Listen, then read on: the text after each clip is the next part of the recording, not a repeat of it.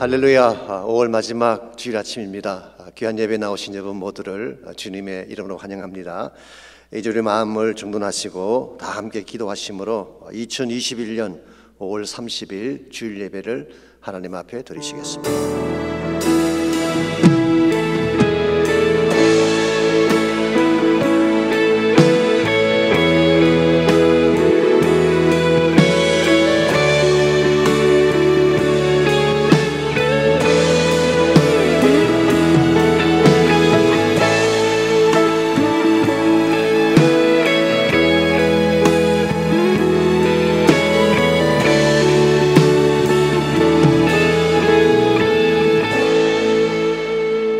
할렐루야. 여호와께 감사하라. 그는 선하시며 그 인자하심이 영원하미로다.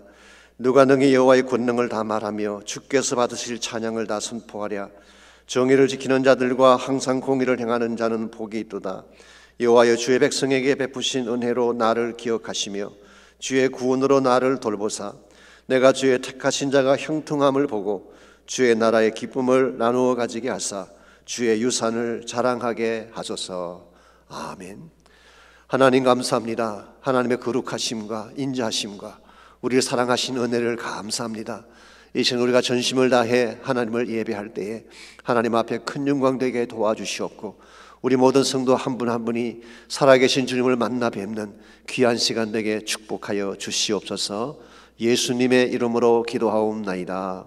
아멘. 우리의 슬픔을 기쁨으로 변화시키는 능력의 하나님, 오늘도 우리가 경배합니다. 오늘도 분께 나아가 우리의 마음을 내놓고 기도하며 주님께 경배하는 시간이 되기 원합니다. 할렐루야. 우리 주님께 경배합니다. 슬픈 마음 있는 사람 예수 이름 믿으며 영원토록 변함없는 기쁜 마음 얻으리. 슬픈 마음 있는 사람 예수 이름 믿으며 영원토록 변함없는 기쁜 마음 얻으리. 예수의 이름은 세상의 소망이요 예수의 이름은 천국의 기쁨일세.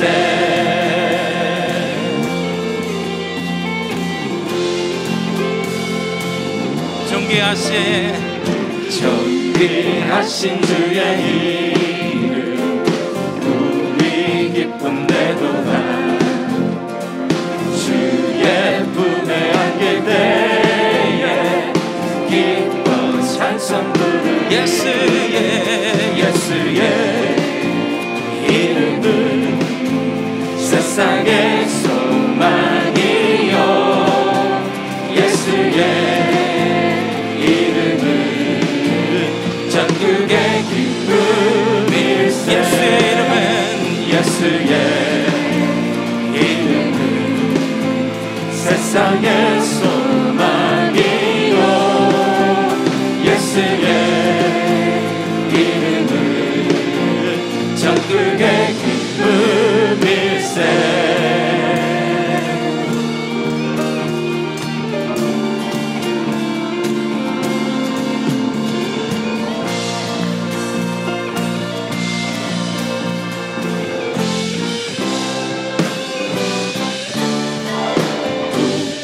갈 길 다간 후에 보좌 앞에 나아가 왕께 경배하며 멸류관. 우리 다시 고백합시다.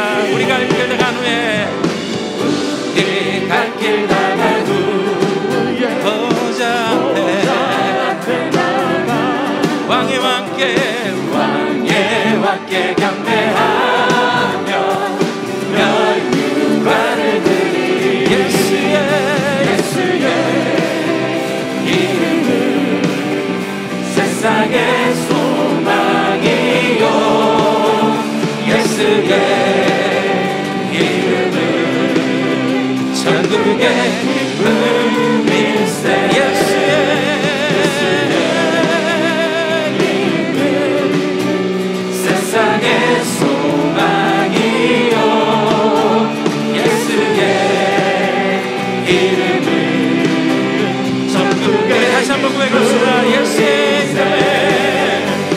예수의 이름은 세상의 소망이요 예수의 이름은 전국의 기쁨일세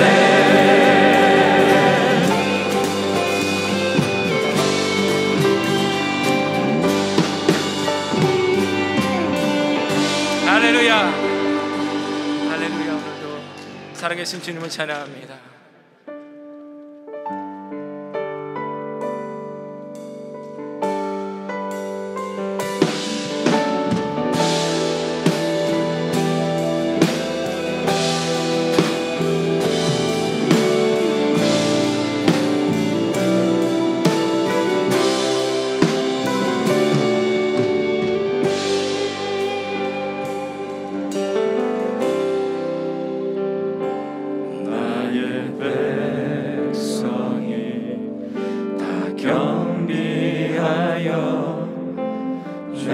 내게 기도하며 나의 얼굴을 구하여서 그 악한 길 떠나며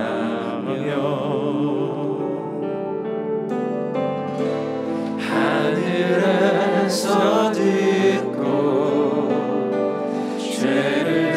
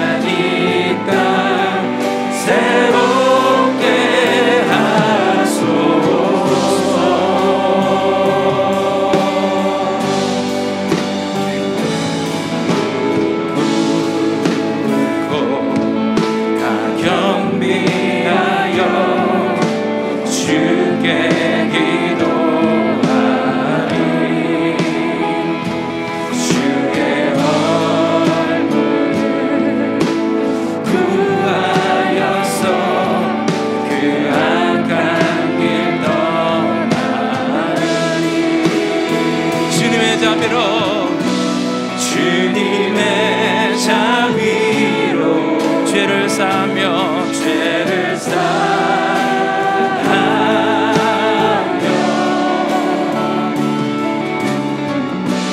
주님의 자비로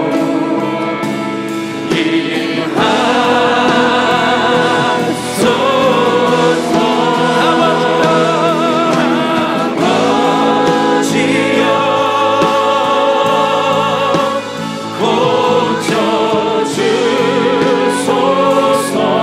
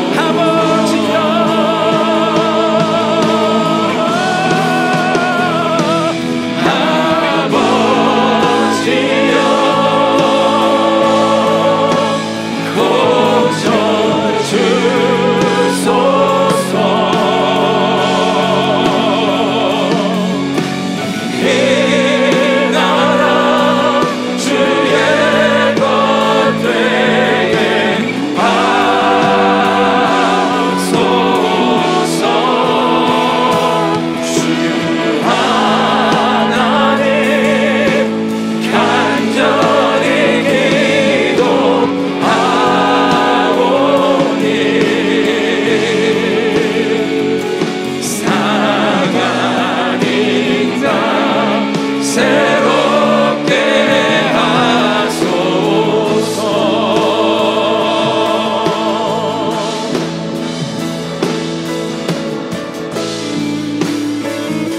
주님, 아직 오늘도 이 땅을 불쌍히 여기시고 하나님의 긍휼로 이 땅을 걸쳐 주옵소서. 하나님, 이 땅의 지역을 주님이 역사하시고 아버지 하나님 온전한 주님의 나라로 되게 하소서. 주님, 오늘도 주님 회복을 명하여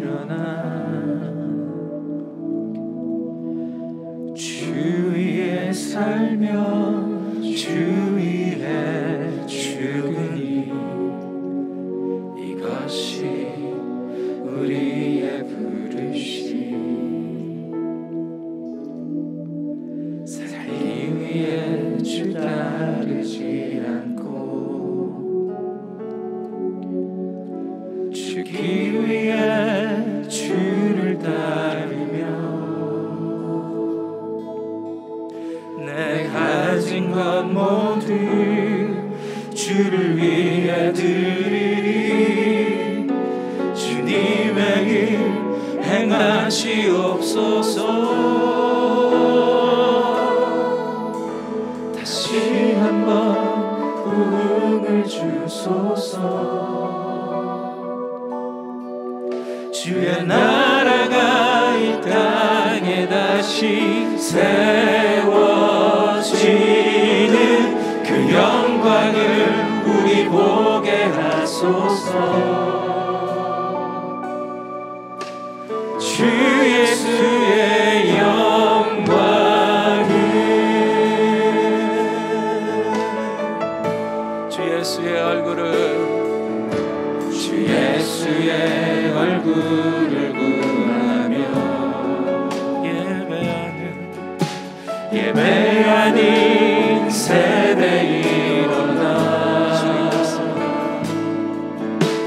주 위에 살며 주 위에 죽으니 이것이 우리의 부르심.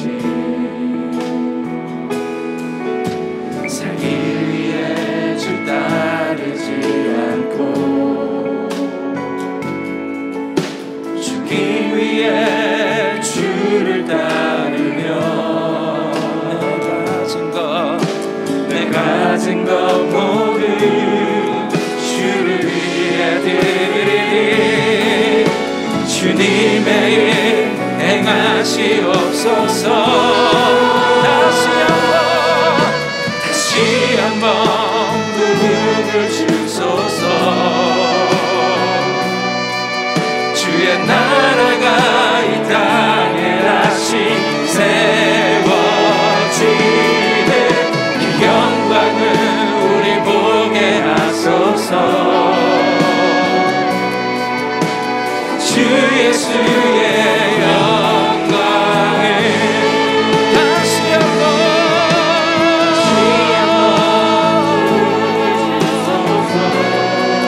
주의 나라가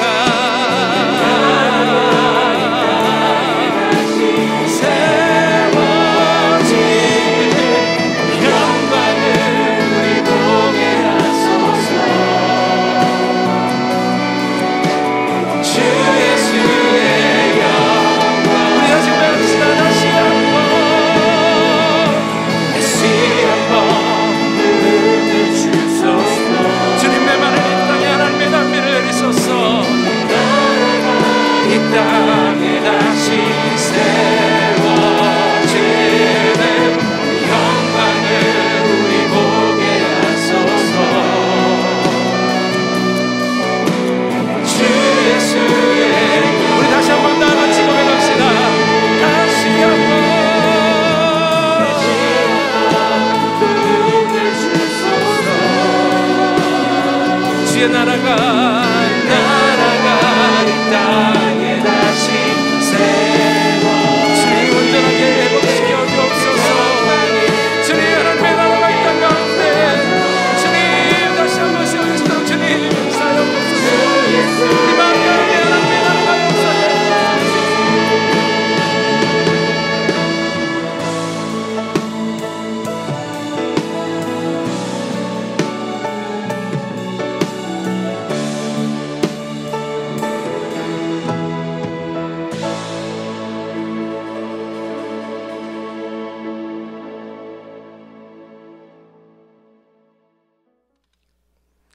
할렐루야. 우리와 늘 동행해 주시고 함께 하신 하나님 아버지, 주님의 이름을 찬양하며 높여드립니다. 오늘의 거룩한 주일 예배가 하나님의 크신 사랑을 체험하며 주님만을 바라보게 하옵소서. 저희들의 입술에서 늘 감사와 찬송이 끊이지 않게 하시고 날마다 하나님만을 의지하는 저희들이 되게 하시옵소서. 이제는 모든 성도님들이 다 함께 한 곳에 모여서 감사의 예배를 드리길 원합니다. 더욱 모이게 힘쓰며 모든 예배가 회복되어 주님께 진정으로 드려지는 산 제사가 되게 주시옵소서. 한 주 동안 살아가면서 주님 앞에 온전한 삶으로 구원받은 주님의 자녀로서 합당하게 살지 못하고 육신의 약함과 믿음 없이 살았음을 고백합니다. 늘 염려와 근심으로 옛사람에서 벗어나지 못하고 보이는 땅의 것을 추구하며 무엇을 먹을까 무엇을 입을까에 매달려 살아온 저희들을 용서하여 주시옵소서.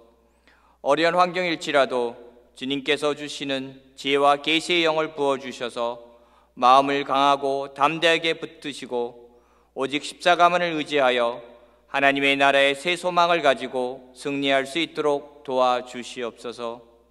이번 팬데믹으로 고통당한 이웃들을 위해 기도하기를 원합니다. 아직도 두려움과 어두움 속에서 떨고 있는 연약한 지체들을 영육간에 강건하게 도와주시옵소서.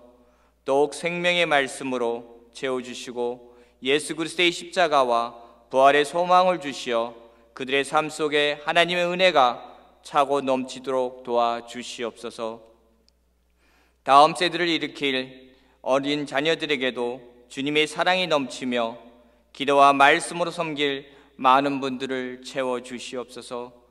또한 주님의 청년들이 세상의 어둠을 뚫고 하나님의 사랑으로 온전히 회복되어 이 세상의 선한 영향력으로 리더자가 될 수 있도록 도와주시고 더욱 선교적 사명으로 다음 세대를 감당할 수 있도록 성령의 능력을 허락하시옵소서.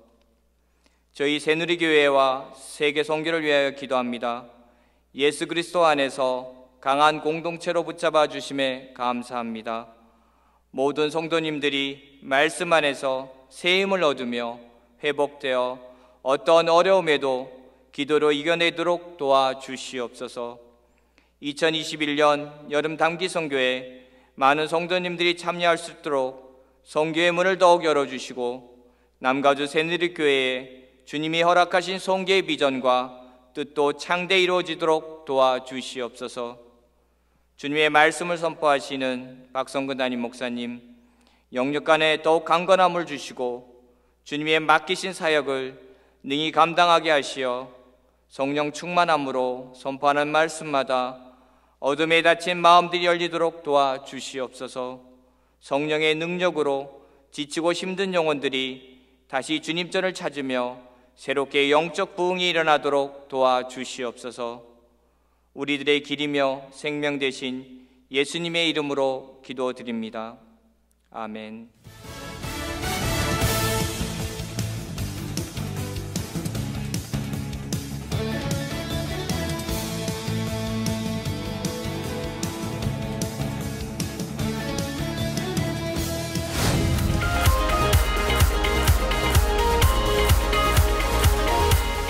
다음 주일 오전 9시부터 선교축제가 시작됩니다. 주보안에 있는 간지에 각 교구별로 판매할 품목들이 명시되어 있습니다. 참조하셔서 미리 준비해 주시기 바랍니다. 특별히 3부 예배 직후에 체육관에서 진행되는 선교팀들을 위한 중보기도회에 많은 참여를 부탁드립니다. 선교 바자회의 모든 수익금은 전액 선교를 위해 사용됩니다. 하나님께서 기뻐하시는 선교에 모든 BSBC 성도님들의 참여를 부탁드립니다.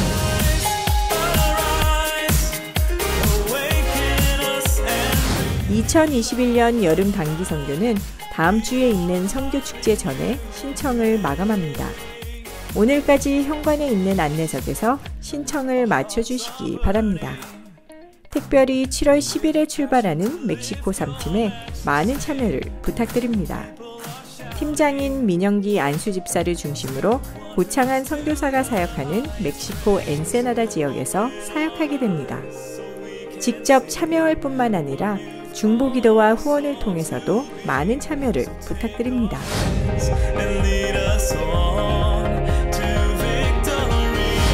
BSBC 성도님들의 중보기도 신청을 받고 있습니다. 담임 목사님과 함께 사역자들이 열심히 기도하겠습니다. 기도 제목에 대한 비밀은 염려하지 마시고 신청해 주시기 바랍니다. 특별히 공개해서 전 성도님들의 기도를 받기 원하시는 분들은 공개 여부에 표시해 주시기 바랍니다. 금요기도회나 새벽기도회에 함께 기도하겠습니다. 중보기도 신청함은 교회 현관 옆 메인 게시판 아래에 있습니다. 주님 안에서 행복한 한 주 보내시길 바랍니다.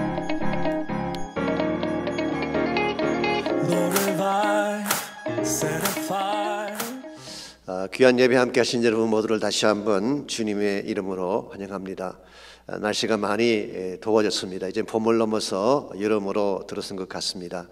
특별히 롱 위켄드를 맞이해서 또 출타하신 분들도 계시는 것 같습니다. 여러분 광고에서 보신 것처럼 오는 주일이 드디어 선교 축제일입니다. 모처럼 원성도가 함께 모여서 교제도 하고 헌신도 하는 귀한 시간이기 때문에 여러분 꼭 기억하시고 참석해 주시기를 바라고, 특별히 선교팀들을 위한 중보기도 시간에 꼭 오셔서 함께 축복해 주시기를 바랍니다. 이름 단기 선교팀 신청 마감이 오늘까지입니다. 오늘까지 꼭 등록을 해 주셔야지 팀도 확정이 되고 또 준비도 할 수가 있겠습니다. 중보기도가 필요하신 분들에게 기도 제목을 내달라고 하는 광고가 나왔습니다. 사실 기도만큼 소중한 것이 어디 있겠습니까? 여러분 가운데 혹시라도 혼자 감당하기 힘든 문제를 가진 분이 계신다면 여러분이 기도 신청서에 적어서 주시면 저희들이 컨피덴셜하게 기도하고 또 중보하도록 하겠습니다. 우리 그 외 나머지 광고들 잘 보셔서 함께 해주시기를 바랍니다. 이제 하나님께 올려드릴 헌물을 위해서 함께 기도하겠습니다. 좋으신 하나님 감사합니다. 어렵고 힘들었던 세월이 다 지나가게 하시고 이제 하나님 은총 가운데에 밝고 빛난 시간들이 우리 앞에 주어지게 된 것을 감사합니다. 하나님 사랑하는 주의 백성들 끝까지 은혜로 붙드시고 사랑으로 붙잡아 주셔서 쉬하지 않고 힘들지 아니하고 주의 권능 가운데 살게 하시는 것을 감사합니다. 이 아침에 우리의 마음과 정성을 담아 소중한 예물을 주께 올립니다. 말씀에 순종해 드리는 11조물을 축복하시고 감사와 구제와 선교를 위해 드려진 모든 예물을 축복하셔서 주의 영광 위에 쓰임받는 소중한 예물 되게 하여 주옵소서. 우리 인생의 모든 것 대신 하나님을 찬양하오며 살아계신 예수님의 이름으로 감사하며 기도하옵나이다. 아멘.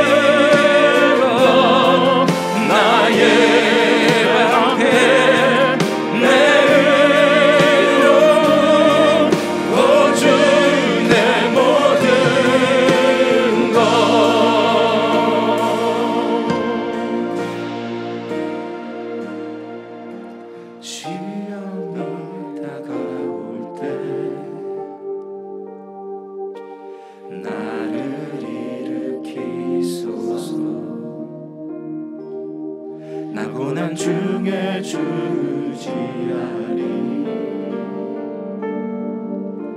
예수 나의 참 소망 나 고난 중에 주지하리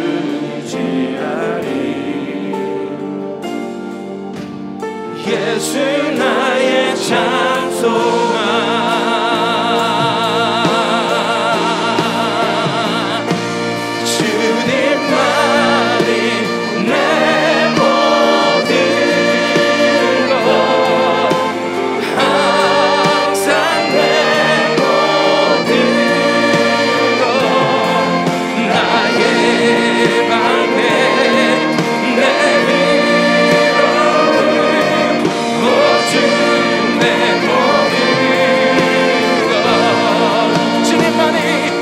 주님만이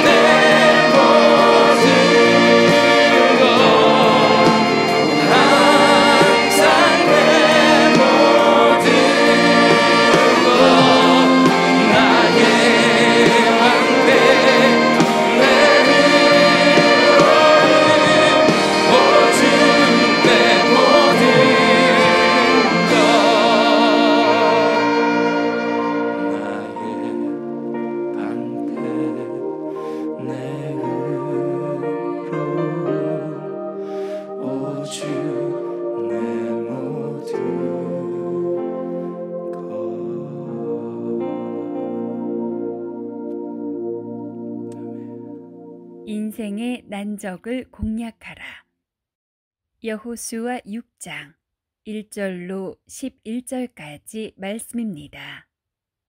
이스라엘 자손들로 말미암아 여리고는 굳게 닫혔고 출입하는 자가 없더라. 여호와께서 여호수아에게 이르시되 보라, 내가 여리고와 그 왕과 용사들을 내 손에 넘겨 주었으니 너희 모든 군사는 그 성을 둘러 성 주위를 매일 한 번씩 돌되 엿새 동안 그리하라. 제사장 7은 7 양각나팔을 잡고 언약궤 앞에서 나아갈 것이요 7째 날에는 그 성을 7번 돌며 그 제사장들은 나팔을 불 것이며 제사장들이 양각나팔을 길게 불어 그 나팔 소리가 너희에게 들릴 때에는 백성은 다 큰 소리로 외쳐 부를 것이라. 그리하면 그 성벽이 무너져 내리리니 백성은 각기 앞으로 올라갈지니라 하시매. 눈의 아들 여호수아가 제사장들을 불러 그들에게 이르되 너희는 언약궤를 메고 제사장 7은 양각나팔 7을 잡고 여호와의 궤 앞에서 나아가라 하고 또 백성에게 이르되 나아가서 그 성을 돌되 무장한 자들이 여호와의 궤 앞에서 나아갈지니라 하니라. 여호수아가 백성에게 이르기를 마침에 제사장 7은 양각나팔 7을 잡고 여호와 앞에서 나아가며 나팔을 불고 여호와의 언약궤는 그 뒤를 따르며 그 무장한 자들은 나팔 부는 제사장들 앞에서 행진하며 후군은 궤 뒤를 따르고 제사장들은 나팔을 불며 행진하더라. 여호수아가 백성에게 명령하여 이르되 너희는 외치지 말며 너희 음성을 들리게 하지 말며 너희 입에서 아무 말도 내지 말라. 그리하다가 내가 너희에게 명령하여 외치라 하는 날에 외칠지니라 하고 여호와의 궤가 그 성을 한번 돌게 하고 그들이 진영으로 들어와서 진영에서 자니라. 아멘. 인생을 살아가다 보면 여러 가지 종류의 대적들을 만날 때가 있습니다. 그 중에서도 가장 우리가 다루기 힘든 적을 난적이라고 부르죠. 일반적으로 우리보다 강해 보이거나 우리 힘만으로 감당하기 어려운 적이 난적입니다. 인생 여정에서 난적을 만났을 때 그때는 어떻게 이것을 핸들하면 될까요? 제가 자주 소개해드리는 말씀이긴 합니다만은 그 폴 스톨즈가 쓴 역경지수라고 하는 책이 있습니다. 그 책에 보게 되면 사람이 역경을 만났을 때 보이는 3가지 유형이 소개가 되어 있습니다. 첫 번째 유형이 퀴터라고 부르는 포기하는 자를 말합니다. 문제만 생기면 도망치는 사람들이 있죠. 이런 사람들은 퀴터, 포기자라고 할 수가 있습니다. 두 번째 유형이 캠퍼라고 하는 사람들이 있습니다. 이 캠퍼라고 하는 것은 캠핑을 한다, 주저앉는다 그런 뜻이죠. 도망을 가진 않습니다. 그렇다고 해서 역동적으로 문제를 헤쳐나가지도 않고 그냥 그대로 안주해 사는 것입니다. 사실 대다수의 사람들이 여기에 해당한다고 합니다. 주로 문제가 생기면 그냥 안주하는 것이죠. 그런데 세 번째 유형이 있습니다. 클라이머라고 부르는 난관을 딛고 넘어가는 사람을 말합니다. 역경이라고 하는 산을 만나면 오히려 그 산을 넘어가서 정복해버리는 그런 케이스를 의미하는 것입니다. 여러분이 3가지 유형 가운데에 어디에 해당이 되시는지요? 아니 우리 그리스도인들은 난적을 만났을 때 어떤 유형으로 살아야 될까요? 저는 당연히 클라이머로 살아야 한다고 생각합니다. 왜냐하면 성경이 제시하는 크리스찬 삶의 모습이 이와 같기 때문에 그렇습니다. 만일 초기 교회 성도들이 퀴터, 포기자든가 아니면 캠퍼, 안주자들에 불과했다면 아마도 기독교 역사는 벌써 소멸되고 말았을 것입니다. 그런데 극심한 핍박의 물결 가운데도 불구하고 수많은 박해도 불구하고 그 모든 환난의 바람을 뚫고 세상을 정복해 나간 것은 그들이 주저앉지 않는 클라이머였기 때문이죠. 이와 같이 힘들지만 어렵지만 역경을 헤쳐나가는 자세, 이게 성경이 말씀하고 있는 올바른 삶의 모습입니다. 여러분과 제 삶 가운데도 분명히 어려운 문제가 찾아옵니다. 근데 난적이 찾아왔을 때에 이것을 뚫고 지나가야지 하나님께서 기뻐하시는 더 큰 영광을 향해 살아갈 수가 있는 것입니다. 1986년도에 세계 장애인 수영 선수권 대회가 있었는데요. 그때에 금메달 4개를 딴 여자 선수가 있었습니다. 리나 마리아라고 하는 스웨덴 선수입니다. 이분이 1988년도에 서울에서 열리는 국제장애인 올림픽에도 참석을 했습니다마는 이분은 태어날 때 양팔이 없이 태어났습니다. 다리도 왼쪽 다리만 정상이었고 오른쪽 다리는 짧고 기형 형태를 띠고 있었습니다. 양팔이 없으니까 무엇을 집을 수가 없습니다. 먹을 수도 없어요. 다리가 불편하니까 자주 넘어지는데 넘어지면 자신의 힘으로 일어나는 것이 거의 불가능했습니다. 그럼에도 불구하고 이 리나의 부모님이 참으로 신앙이 좋은 크리스찬들이었습니다. 리나가 처음 태어났을 때 사실은 병원에서 보호센터로 아기를 보내는 게 어떠냐 그렇게 제안을 했다고 합니다. 그때 그 아버지가 arms or no arms, 팔이 있건 없건 she is a special gift from God. 그녀는 하나님이 우리에게 주신 특별한 선물입니다. 그렇게 선포를 하고 아기를 데려가서 정말 사랑으로 그 아기를 키웁니다. 한 번도 동정심으로 아이를 키운 적이 없었다고 합니다. 그래서 사랑으로 정말 적극적으로 키웠기 때문에 리나는 혼자서 일어나고 혼자서 밥 먹고 혼자서 걷는 연습을 하게 한 것입니다. 물론 쉬운 일이 아니죠. 어려운 일입니다. 이 장애라고 하는 것은 분명히 리나에게는 난적이라고 할 수가 있을 것입니다. 그럼에도 불구하고 그녀는 포기하지 않았습니다. 한쪽 다리로 똑바로 걷는데 3년이 걸렸대요. 혼자 옷을 입는데 12년이 걸렸습니다. 그런데도 불구하고 끝까지 그것을 극복해낸 결과 지금은 왼팔로 펜을 잡고 글을 쓰고 심지어 왼발 하나로 자동차 운전대를 잡고 자동차를 몰고 다닙니다. 초등학교 수업 시간에 선생님이 질문을 하면 맨 먼저 손 대신 발을 들고 저요 저요라고 했다고 합니다.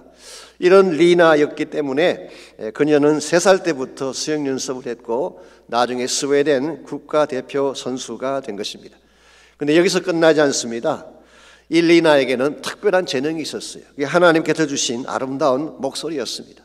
그래서 아름다운 목소리를 가지고 하나님을 찬양하기 시작했고 전 세계를 돌면서 찬양과 간정으로 하나님을 높이는 삶을 살고 계십니다. 사실 몇 년 전에 한국도 다녀갔죠. 여러분, 리나가 육체적 난관에도 불구하고 이것을 넘어설 수 있었던 이유가 무엇일까요? 그녀가 불렀던 2개의 찬양이 이것을 잘 대변해 주고 있지 않는가 생각합니다. 그녀가 잘 불렀던 첫 번째 찬양이 Amazing Grace, 하나님의 은혜를 찬양했어요. 이 리나가 이와 같이 일어서게 된 첫 번째 이유는 하나님 은혜 때문이죠. 또 하나는 You Raise Me Up 이라고 하는 노래입니다. 우리말로 주 세우시네라고 하는 찬양이죠. 여러분께서 유튜브를 통해서 한번 들어보시기 바랍니다. 아마도 이 노래를 부른 사람들 가운데 가장 깊은 감동을 안겨준 노래일 것입니다. 이와 같은 가사가 거기 나오죠. 내 영혼이 지치고 힘들 때 When I'm down, oh my soul so weary, 고통이 몰려와 내 마음을 짓누를 때에 When troubles come, my heart burdened be, 주님이 날 세워주심으로 나는 산 위에 우뚝 설 수 있습니다.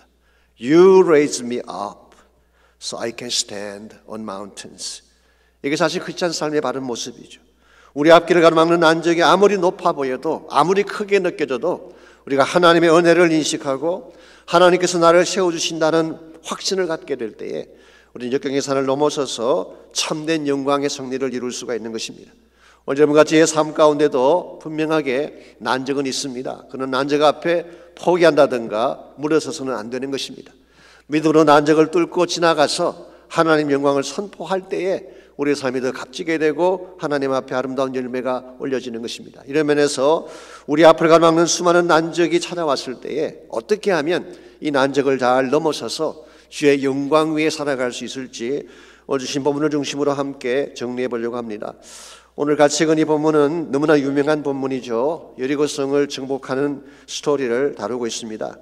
여리고성이라는 이 성은 요단 계곡 남단에 있는 팔레스타인 최고의 도시 중에 하나였습니다. 요단 서편의 광활한 평지를 지키는 성이었기 때문에 전략적으로 대단히 요지에 속한다고 할 수가 있죠. 이스라엘 백성의 입장에서는 이 성을 점령해야만 실제로 가나안 땅을 들어갈 수 있기 때문에 반드시 공략을 해야 될 성이었습니다. 그런데 그 성을 공략하는 것이 쉽지 않았어요. 그 성의 크기는 약 8에이커 정도였다고 합니다. 그렇게 큰 성은 아닐지 모르겠습니다. 그러나 가파른 경사지 정상에 위치한 천년 요새였기 때문에 침공하는 것이 쉽지 않았어요. 더구나 그 성은 두 겹으로 벽이 만들어져 있어서 웬만한 군사력으로는 정복할 수가 없는 난공불락의 성이라고 할 수가 있습니다. 더구나 1절 말씀 보시게 되면요, 이스라엘 자손들로 말미암아 여리고는 굳게 닫혔고 출입하는 자가 없더라고 했습니다. 이스라엘 백성이 오고 있다는 소식을 들은 여리고 왕이 성문을 굳게 닫아버리고 아무도 출입할 수 없도록 철통 방비를 한 것입니다. 그러므로 쉽게 들어갈 수도 없고 넘어갈 수도 없는 난공불락의 성, 이것이 바로 여리고라고 할 수가 있죠. 자, 이와 같은 철벽 같은 성 앞에서 이스라엘이 어떤 반응을 보였나요? 포기했습니까? 아닙니다. 지금까지 확보한 땅이나 차지하고 살자 그러고 요단 동편에 안주를 했습니까? 그렇지도 않습니다. 그들은 믿음으로 그 난공불락의 성을 넘어가기를 원했어요. 그리고 이 성을 정복함으로써 하나님의 기적을 만방에 선포하기를 원했던 것이 그 당시 여호수아를 비롯한 이스라엘 백성의 모습이라고 할 수가 있습니다. 저는 여기 우리 모두가 붙잡아야 될 중요한 자세가 있다고 생각합니다.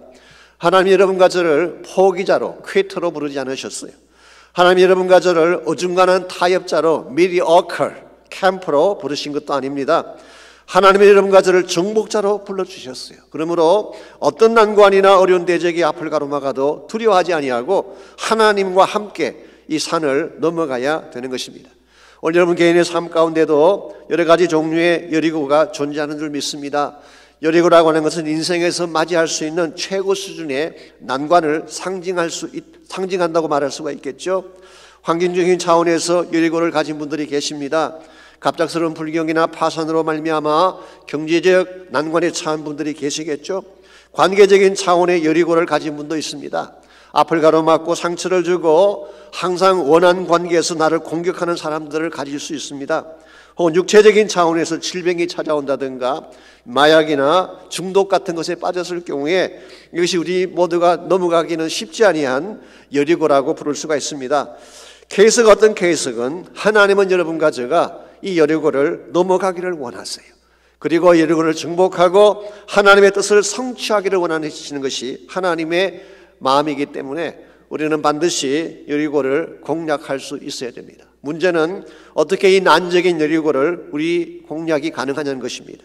오늘 본문에 보시게 되면 이 여리고를 여호수아가 이끄는 이스라엘이 어떻게 공략했는지에 대한 구체적인 내용들이 나와 있습니다. 이 내용을 잘 살펴보게 되면 우리 앞을 가로막는 여리고도 우리는 바르게 공략해 갈 수가 있습니다. 여러분과 제가 여리고를 공략해내려면 맨 먼저 첫 번째로 해야 될 것이 있습니다. 그것은 바로 하나님의 작정을 확인하는 것입니다. 우리가 아무리 원해도 하나님이 주시기로 작정하지 않으셨으면 절대로 가질 수가 없습니다. 그러나 반대로 하나님이 작정하셨으면 누가 뭐라고 하더라도 반드시 이루어지게 되는 것입니다. 그러므로 우리가 무슨 일을 시작하기 전에 하나님이 작정하셨는가를 확인하는 것은 대단히 중요한 것입니다. 2절 말씀 보시기 바랍니다. 하나님은 전쟁을 시작하기도 전에 여호수아에게 뭐라고 말씀하셨나요? 2절 여호와께서 여호수아에게 이르시되 보라 내가 여리고와 그 왕과 용사들을 내 손에 넘겨주었다고 했습니다. 내 손에 넘겨주었다, 이 말이 옛날 성경인 개역 한글에서는 내 손에 붙였다 그렇게 번역을 했습니다. 이것은 여호수아서에 많이 등장하는 용어 중에 하나입니다마는 하나님이 그들의 운명을 여호수아에게 맡긴 거예요. 그들은 너의 것이다, 마음대로 해도 된다, 그런 선포를 하신 것입니다. 참 신비로운 것은 전쟁이 아직 시작되지도 않았는데 하나님이 먼저 전쟁에 이겼다고 선포하게 하신 거예요. 이와 같은 것이 하나님의 작정입니다. 여러분, 하나님께서 만일 여리고성을 여호수아의 손에 넘겨주기로 작정하셨으면 끝난 거예요. 여리고성이 아무리 높아도 아무리 막강하게 그들이 저항을 해도 하나님이 주시기로 작정하셨으면 게임은 끝난 것입니다. 이런 의미에서 여러분과 제가 무슨 일을 시작하기 전에 하나님의 작정하심을 확인하는 것 대단히 중요한 것입니다. 이 신학적으로 하나님의 작정이라고 하는 것은 decrees of God이라고 하는데요, 온 우주 만물을 하나님이 창조하신 후에 그냥 아무렇게나 굴러가도록 내버려 두신 것이 아니라 하나님이 이것을 통제하시고 하나님이 특별한 계획을 가지고 설계하시고 하나님의 뜻을 따라 움직인다. 이것을 우리가 하나님의 작정이라고 부르고 있습니다. 그러므로 이 땅에 존재하는 모든 것은 우연히 이루어지는 것이 아닙니다. 하나님의 계획과 뜻을 따라 이루어지는 거예요. 우리가 이 사실을 바로 인식하고 하나님이 무엇을 작정하시는가를 확인을 할 때에 하나님의 작정이 분명하다면, 즉 하나님의 뜻이 분명하다면 우리는 무슨 난관을 당해도 두려워할 이유가 없이 그것을 헤쳐나갈 수가 있다는 뜻이에요. 요한계시록 3장 7절과 8절에 보시면은 재미있는 표현이 나옵니다.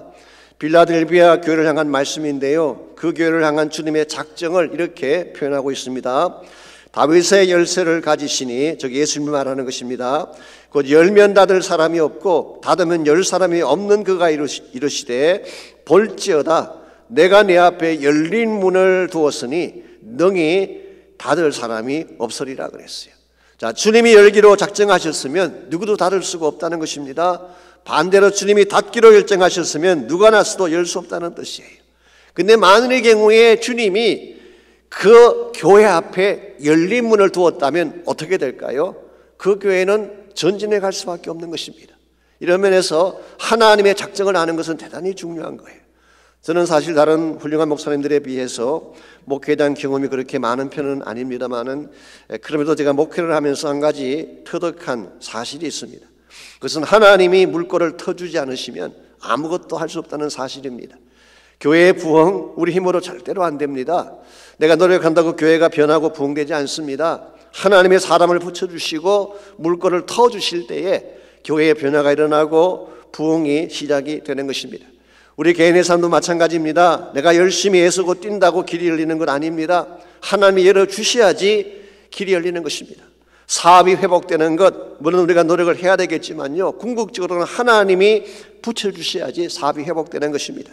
가정이 치유되는 것, 가정이 회복되는 것도 마찬가지입니다. 우리 노력이 필요하긴 하지만 하나님이 우리 가정을 붙여주실 때에 치유가 일어나고 회복이 가능한 것입니다. 이런 의미에서 여러분과 제가 정말 힘겨운 난적을 만났을 때 그때 해야 될 첫 번째 일이 뭐냐고 하면 하나님께 나가서 그분의 개입을 요청하는 거예요. 이 문제를 내 손에 붙여달라고 기도하는 것입니다.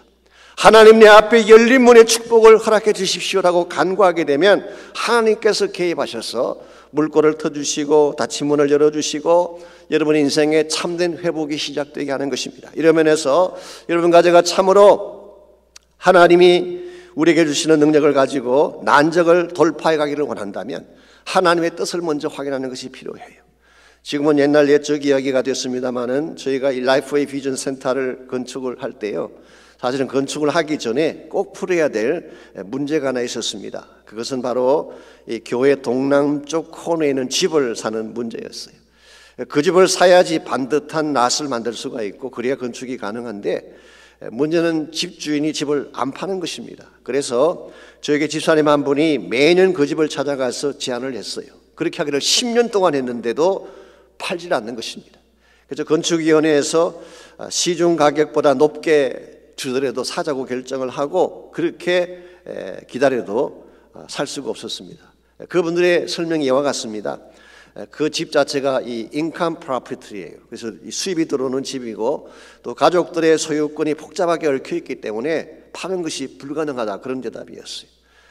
어느 날 제가 사실 새벽에 기도를 하는 중에 하나님이 제 마음속에 이런 생각을 주셨어요. 중요한 건 하나님의 비전이다. 하나님 비전만 분명하다면은 그 집을 사는 것은 문제가 아니다라고 하는 깨달음을 주셨어요. 그때 제가 무릎을 치며 하나님께 드린 것이 이것입니다. 맞습니다. 하나님 뜻이 중요한 것이지 하나님 뜻만 확실해지면 다른 것은 다 따라오는 것인데 제가 우선순위를 잘못 정했습니다. 그래서 그때부터 교회의 비전을 붙잡고 기도하기 시작했어요. 하나님께서 이 교회를 통해 무엇을 행하기를 원하시는가, 이걸 놓고 기도하기 시작했는데요, 이 기도가 시작되고 며칠 후에 한 통의 편지가 왔습니다. 그 집에서 보낸 것이었어요. 사실은 오픈 마켓에 이것을 내놓으려고 하는데 내놓기 전에 먼저 교회에 제안을 한다 그러면서요, 우리가 생각했던 것보다 훨씬 낮은 가격으로 집을 오퍼를 했어요. 제 기억으로 그 당시 공시된 가격보다 더 낮게 금액을 적지 않았나 생각합니다. 여러분, 이게 하나님이 하시는 일이에요. 그때 제가 깨달은 중요한 두 가지 사실이 있습니다. 첫째로 가장 중요한 것은 언제나 하나님의 뜻이다.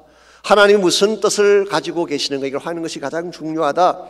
두 번째는 10년 동안 쫓아다녀도 안 되는 것이지만 하나님이 한번 물꼬를 트시면 며칠 만에 이루어질 수 있다. 이 사실을 제가 깨닫게 됐어요. 사랑하는 성도 여러분, 정말 문제는 주어진 문제 그 자체가 아닙니다. 하나님을 어떻게 신뢰하느냐가 우리의 진정한 문제예요. 그러므로 문제를 만났을 때에 하나님의 뜻과 계획을 잘 확인하시고 하나님이 우리 인생 속에 개입하시도록 초청하시게 되면 여러분의 인생은 변화될 수가 있고 참된 차원의 승리는 주어지게 되는 것입니다. 두 번째로 여리고를 공략해내려면 믿음의 전략을 따라야 합니다. 우리가 하나님의 작정을 확인했으면 이제 하나님께서 지시하시는 방법대로 해야지 여리고가 무너지는 것입니다. 저는 이와 같이 하나님의 방법대로 행하는 것을 믿음의 전략이라고 부르고 싶습니다. 이 3절과 4절을 보시면요, 하나님께서 지시하신 전략이 거기에 소개가 되어 있습니다. 먼저 3절 말씀, 너희 모든 군사는 그 성을 둘러 성 주위를 매일 한 번씩 돌되 여섯 동안을 그리하라 그랬어요.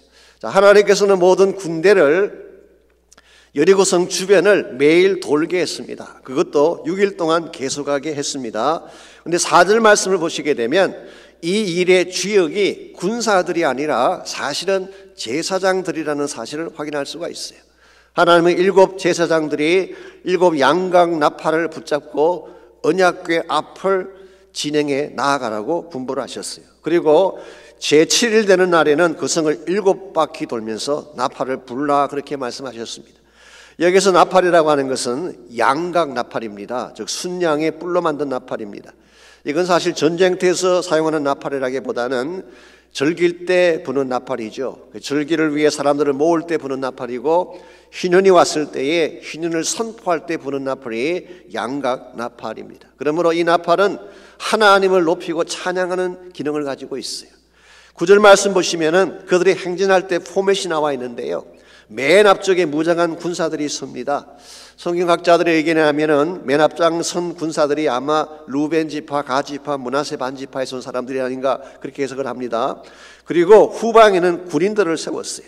그리고 한가운데에 7 제사장이 7 나팔을 불며 진행하게 했고, 그리고 바로 그 뒤에 언약궤, 하나님 법궤가 따르도록 그렇게 포맷을 만들었습니다. 이게 무슨 의미일까요? 지금 너희들이 행진하긴 하는데 너희들 행진의 한가운데 하나님이 계시다는 거예요. 하나님을 모시고 행진하라 그런 뜻이에요. 이게 영적인 행진인 것입니다. 이것은 일반적인 군사작전과는 다른 것입니다. 정말 일반적인 군대를 동원해서 전쟁을 하는 것이라면 당연히 군사력을 동원하고 칼과 창을 준비를 해야 될 테인데 하나님은 그렇게 하지 않으셨어요. 너희들이 하나님을 중심에 모시고 믿음의 행진을 하게 되면 내가 문제를 해결해 준다 그런 뜻이에요. 그래서 오늘 본문의 말씀을 자세히 보시면요, 이 믿음의 전략, 믿음의 행진이 가지고 있는 몇 가지 특징이 나옵니다. 첫 번째 특징이 말씀드린 것처럼 하나님의 임재예요. 언약궤를 중심에 모시고 돌았다고 하는 것은 바로 하나님을 중심에 모시고 돈다는 뜻이에요. 두 번째 특징이 찬양입니다. 하나님은 무기를 뽑아들고 행진하게 하신 것이 아니라 제사장들이 나팔을 불며 행진하도록 하셨어요. 특별히 여기 나팔이 양각 나팔이라고 했는데요, 이것은 바로 순양을 잡아서 그 뿔로 만든 것이기 때문에 어떤 성경학자는 구속사적인 차원에서 예수님의 보혈을 상징하는 것이 아닌가 그렇게 해석하기도 합니다. 어쨌든 간에 지금 여기에 나오는 이 포맷은 찬양의 포맷이에요. 하나님을 예배하고 기도하고 하나님을 중심으로 돌기 시작하는, 이게 바로 하나님께서 제시하신 믿음의 전략의 핵심입니다. 그리고 세 번째로 한 가지가 더 있는데요, 그게 7이라는 숫자입니다. 제사장도 7명을 뽑았죠. 나팔도 7개를 준비하게 했고 성을 도는 것도 7번. 그래서 7이라는 숫자가 오늘 본문에 많이 등장하고 있습니다. 6장 전체에서 14번이나 나온다고 합니다. 7이라고 하는 숫자는 일반적으로 하나님의 완전수를 말하는 것입니다. 그러므로 모든 것의 완성, completion을 상징하기도 하고 충만함, fullness를 상징하는 것이라고 할 수가 있습니다.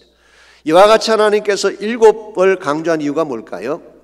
너희들이 나의 방식대로 성을 돌되 하나님의 양이 찰 때까지 돌아라 그런 뜻이에요.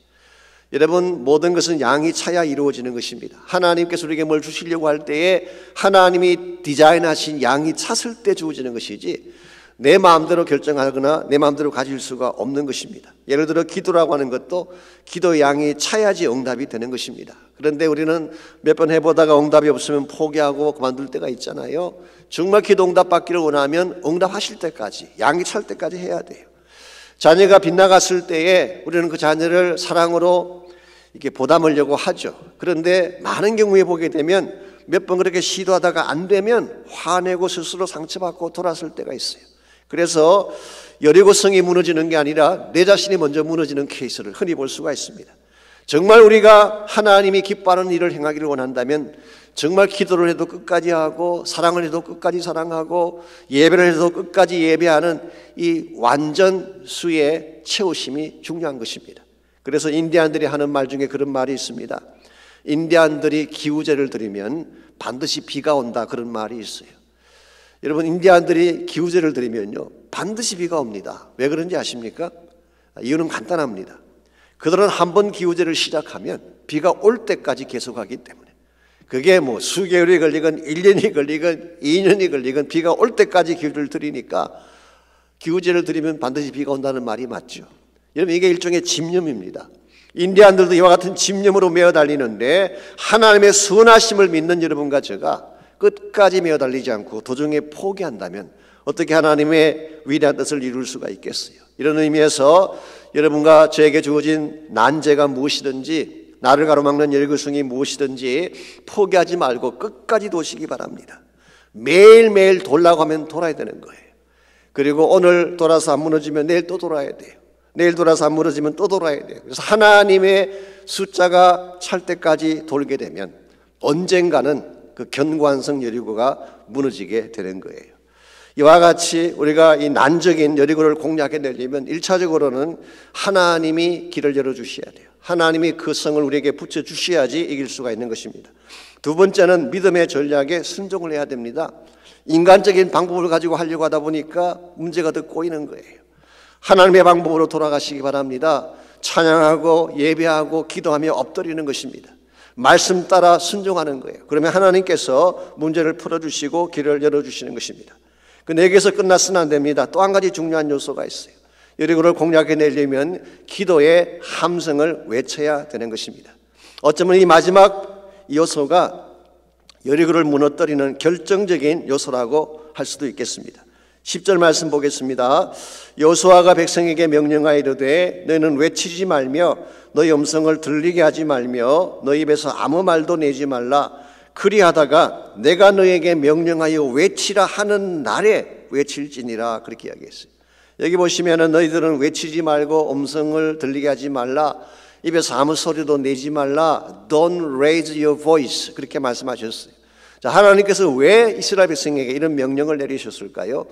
하나님이 그 백성을 침묵하게 한 데는 몇 가지 이유가 있는 것 같습니다. 첫 번째 이유는 인간의 속성을 잘 아셨기 때문에, 우리 인간의 마음속에는 불평하고 싶어하는 속성이 있습니다. 원망하며 불신하는 속성이 우리에게 있죠. 그래서 목소리 내지 말라 그런 거예요. 우리가 잘 아는 것처럼 지난 40년 동안 이스라엘 백성의 전공 과목이 무엇이었어요? 불평하는 거였잖아요. 뒤에서 까시바하고 원망하며 살아왔던 그들의 입술이 하루아침에 변하겠습니까? 아마도 제 심작이긴 하지만요, 그냥 말하도록 내버려뒀으면요 별의별 불평이 다 나왔을 거예요. 야, 이거 지금 우리 뭐 하는 거냐? 매일 성을 돌고 있는데 이거 돈 거 아니냐? 어떻게 성만 돈단 말이냐? 이런다고 뭐가 되겠냐? 그만두고 돌아가자. 아마 수많은 불평이 나오고 maybe 옛날 가데스 바네처럼 선동하는 사람이 나왔을지도 모르겠어요. 이 속성을 잘 아시는 하나님께서 This time you shut up, 이번에는 너희들이 입을 다물라, 그렇게 말씀하신 거예요. 두 번째 이유는 인간의 소리가 높아지면 하나님의 음성이 안 들리기 때문입니다. 하나님의 음성은 고요한 중에 세미하게 들려올 때가 많잖아요. 그런데 인간의 소리가 높아지게 되면 하나님의 음성을 들을 수가 없는 것입니다. 그래서 교회 내에서 가만히 보면요, 자꾸 인간의 목소리를 내는 분들이 계시죠. 자기 소리를 크게 내야지 본인이 뭔가 자기 위치가 있다고 과시하는 것 때문인지 모르지만 자꾸 인간의 소리를 내려는 분이 있습니다. 그런데 인간의 소리를 크게 내는 사람 치고 기도 많이 하는 사람 거의 없어요. 자기 주장이 너무 강하다 보니까 하나님께 엎드리는 것을 잘 못하는 것입니다. 그래서 사실 침묵하는 것도 믿음입니다. 누군 뭐 할 말이 없고 몰라서 말을 안 하는 것입니까? 얼마든지 할 말이 있겠지만 참는 이유가 뭐냐고 하면 하나님의 더 큰 뜻을 위해 참는 거예요. 하박국 선지자가 이런 말씀하셨잖아요. 오직 여호와는 그 성전에 계시니 온 천하는 그 앞에서 잠잠할지니라. 즉 하나님의 음성을 들으라고 말이에요. 하나님의 일하심을 목격하라 그런 뜻이에요. 이런 면에서 하나님께서는 그 이스라엘 백성을 6일 동안 아무 소리도 내지 못하게 했습니다. 세 번째 이유가 있습니다. 하나님께서 그들을 침묵시킨 세 번째 이유는 이 목소리를 모아두었다가 정말 외쳐야 될 때가 있기 때문에, 그래서 너희들이 힘을 합쳐서 함께 부르짖고 외쳐야 될 때가 오는데 그때를 위해서 지금은 침묵하라 그렇게 말씀하신 거예요. 10절 말씀에 보시면은 그리하다가 내가 너희에게 명령하여 외치라 하는 날에 외치라 그랬어요. 자, 하나님께서 작정하신 외침의 날이 있습니다. 그 날이 왔을 때에 온 이스라엘이 한 마음으로 외치게 되면 그때 하나님의 기적적인 역사가 실제로 일어나는 거예요. 20절 말씀 보시면은 백성이 나팔 소리를 들을 때에 크게 소리 질러 외치니 성벽이 무너져 내리니지라. 이게 하나님이 하시는 기적이에요. 여러분과 제가 기도하며 기도의 함성을 지르게 되면 하나님이 일하시는 거예요. 사실 그들은 손 하나 대지 않았습니다. 무기 하나 사용하지 않았어요. 더구나 그 난공불락의 성을 점령하는데 한 명의 인명피해도 나지 않았어요. 그들은 하나님 말씀에 순종해서 함께 모여 기도의 함성만 올렸는데 하나님이 여리고를 붕괴시켜 주셨어요. 사실 어떤 분들은 이게 진짜 일어난 일이겠느냐, 이건 픽션이다, 뭐 신화다 그렇게 말하는 분들도 사실 계십니다. 그러나 저는 그게 동의하지 않습니다. 이 사건이 진짜가 아니라면 이스라엘 백성이 어떻게 가나안에 들어갈 수가 있었겠어요? 영국 옥스퍼드 대학 출신의 고고학자 중에 존 가스탕 교수님, 지난번에 잠깐 소개해드렸는데요. 그 존 가스탕 교수 팀이 1930년부터 36년까지 여리고 지역을 발굴을 했습니다. 그래서 여리고성이 있던 그 땅 밑에 땅을 파고 발굴 작업을 했는데요. 거기에서 수많은 집기류들이 나왔어요. 그리고 무너진 건물의 파편이 나오고 불에 탄 벽돌들이 많이 발견됐다고 합니다. 이건 뭘 의미하는 것이냐? 어떤 연유 때문인지 모르지만 그 당시에 큰 지진이 났든지 천재지변이 일어나서 성이 갑자기 망한 것을 보여주는 것입니다. 이 하나님이 하신 거 아니면 누가 하신 거겠어요? 이스라엘 백성이 한 목소리가 돼서 외칠 때에 하나님이 이런 기적을 베풀어 주신 것입니다. 오늘 여러분과 저의 삶도 마찬가지입니다. 우리가 개인적으로 물론 기도해야 될 제목들이 있겠지만요, 진짜 중요한 사안에 대해서는 함께 모여야 돼요. 함께 부르짖어야 돼요. 그때 하나님이 엄청난 차원의 기적을 우리에게 허락해 주시고 하나님 나라가 진행될 수 있도록 은혜를 베풀어 주시는 것입니다. 초대교회 케이스를 보십시오. 물론 그들이 개인 기도도 했을 것입니다. 그러나 그들은 합심해서 기도를 많이 했어요. 오순절 성령을 기다릴 때도 함께 모여서 기도하지 않았습니까? 열흘 동안을. 교회 핍박이 찾아왔습니다. 사도들이 체포당하고 감옥에 가서 죽을 위기에 처하게 됐어요. 그때 그들이 뭘 했나요? 한 곳에 모여서 한 마음으로 하나님께 소리 높여서 부르짖었다고 했습니다. 기도의 함성을 외친 것입니다. 그때 모인 곳이 진동을 하고 다 성령의 충만함을 받고 담대히 나아가서 하나님 말씀을 선포했다. 그렇게 사도행전에서는 기록하고 있어요.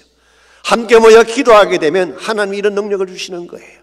오늘 이 시대에도 저는 기도의 함성이 필요하다고 생각합니다. 왜냐하니까 이 시대에도 교회를 공격하며 하나님을 공격하는 세상적인 바람이 너무 거세기 때문에. 세속화의 바람이 얼마나 거셉니까? 반기독적 운동이 어느 때보다 강하게 번져가고 있지 않습니까? 우리의 자녀들이 어디를 갈지를 알지 못해 방황하는 시대가 우리 앞에 주어져 있지 않습니까? 이와 같은 때에 교회가 함께 모여 함성을 외치며 기도하지 아니하면 하나님의 기적은 일어날 수가 없습니다. 이런 면에서 정말 우리가 우리 자신만 챙기고 나의 안식만을 위해 살 것이 아니라 이제는 하나님 전에 모이는 것이 필요해요. 주의 전에 함께 모여서 전심을 다해 부르짖는 것이 필요합니다. 그때에 세속주의의 여리고도 무너지게 되고 하나님을 대적하는 견고한 진들이 다 무너지게 되고 하나님 사회주의 비전이 다시 일어나게 되는 거예요. 오늘 한국교회나 저희 교회가 이와 같은 면에서 함께 모여 기도하고 기도의 함성을 지르는 것, 대단히 중요한 과제가 아닐 수가 없습니다. 2006년 7월 달에요, 한국의 상암 월드컵 경기장에서 엄청난 집회가 모였습니다. 제가 알기로 한 10만 명 정도가 모였다고 하는데요, 그때 주제가 부흥의 파도를 소망하라라고 하는 주제를 걸고 집회가 모였습니다. 그때 주강사로 오신 분이 새들백 교회의 릭 워렌 목사님이 오셔서 말씀을 선포했습니다. 릭 워렌이 그의 설교 중에 이런 말을 했어요. 빗방울 하나로는 세상을 변화시킬 수 없습니다. A drop of water cannot change the world. 빗방울 하나로는 세상을 변화시킬 수 없습니다. 그러나 이 작은 빗방울이 모여서 빗줄기가 되어 쏟아진다면 사막도 꽃밭으로 바꿀 수가 있습니다. 대단히 중요한 챌린지가 아닐 수가 없습니다. 우리 한 사람 한 사람은 연약한 빗방울처럼 아무 가치가 없을지 모르지만요, 이것이 합쳐지게 되면 큰 물줄기가 되는 것입니다. 이 물줄기가 흘러가는 곳마다 복음의 꽃이 변하기 시작하고 죽은 영혼들이 살아서 돌아오게 되고 하나님 나라 비전이 이루어지게 되는 것입니다. 그러므로 사랑하는 성도 여러분, 주어진 문제가 나를 가로막는다고 해서 주저앉으면 안 됩니다. 어려운 사건이 찾아왔다고 해서 쾌하면 안 돼요. 포기하면 안 됩니다. 하나님이 여러분과 저를 정복자로 불러주셨기 때문에 아무리 어려운 난적이 내 앞을 가로막아도 하나님을 우리 마음 중심에 모시고 믿음의 능력으로 산을 넘어가듯이 클라이머가 되어서 믿음으로 산을 넘어가듯이 정복해 나아가야지 하나님의 이름이 높아지게 되고 주의 나라 영광이 회복되는 것입니다. 전 여러분 한 분 한 분이 힘든 때를 통과하고 계시지만 승리의 클라이머가 되셔서 주의 영광을 선포하고 주의 나라를 이루어가는 아름다운 삶을 살아가시기를 주의 이름으로 축원합니다. 같이 기도하겠습니다. 하나님 감사합니다. 우리 앞에 여리고가 가로막을지라도 하나님이 우리의 편이 되셔서 여리고라고 하는 난적을 우리 손에 붙여주시고 세상적인 방법이 아니라 믿음의 방법을 통하여 기도하게 하시며 순종하게 하시며 함께 모여 기도의 함성을 부르짖게 하심으로 난적 여리고가 우리 앞에서 무너지게 하시는 것을 감사합니다.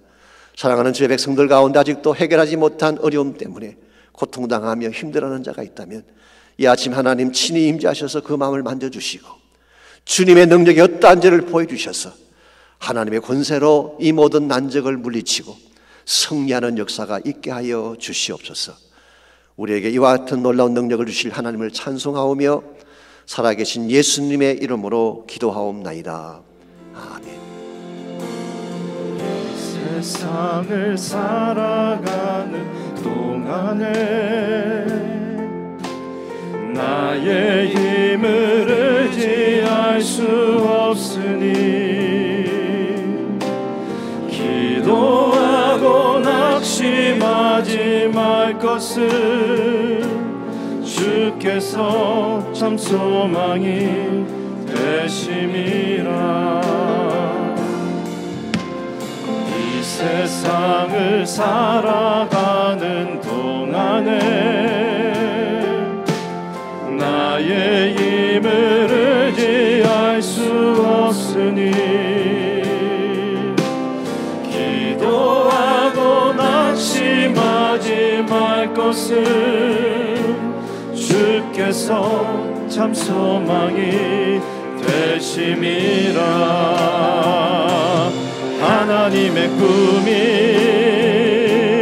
나의 비전이 되고 예수님의 성품이 나의 인격이 되고 성령님의 권능이 나의 능력이 되길 원하고 바라고 기도합니다.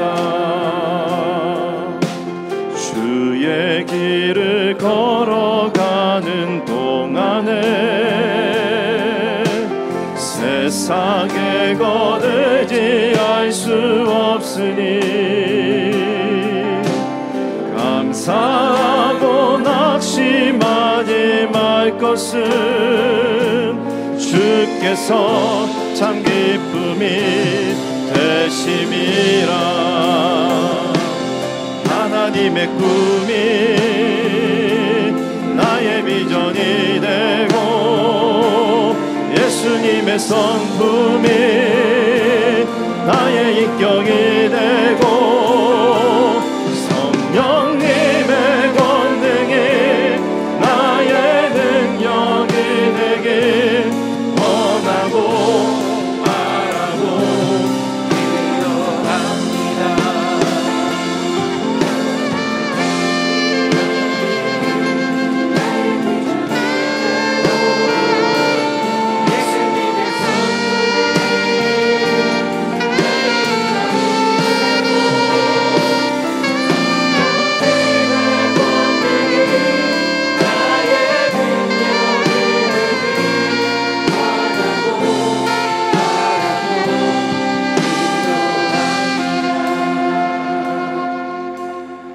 이제는 우리 구주 예수 그리스도의 은혜와 하나님 아버지의 무한하신 사랑과 성령님의 충만한 임재하심이 이 아침 주 앞에 나와 전심을 다해 예배하고 돌아가는 모든 사랑하는 주의 백성 한 분 한 분에게, 그들의 가정과 삶의 터전과 자녀들과 자손들 위에 이제로부터 항상 함께하여 주시기를 살아계신 예수님의 이름으로 간절히 축원하옵나이다.